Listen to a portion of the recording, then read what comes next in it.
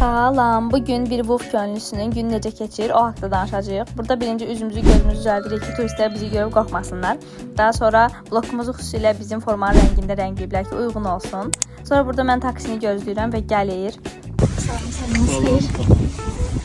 Həmin gün elə çox bərk yağış yağan gün idi. Ona görə də çox böyük badirələrlə gəlib çatdıq nəhayət mənim işlədiyim otelə. Tamam, sabah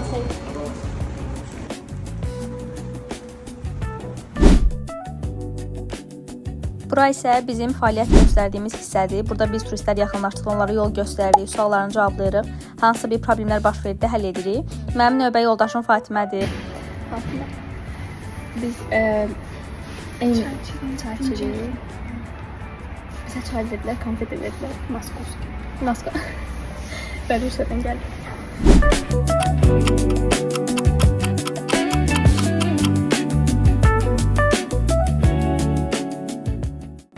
Meyvə saatımız.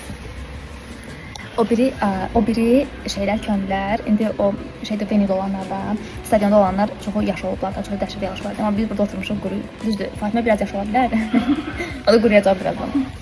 İlk saatlik vəzifəmiz deyirik.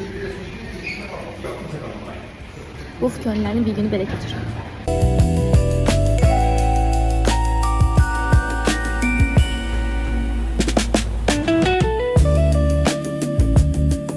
Salam, bir daha özür sayın, çok sağ olun. Gözlerinizde görün.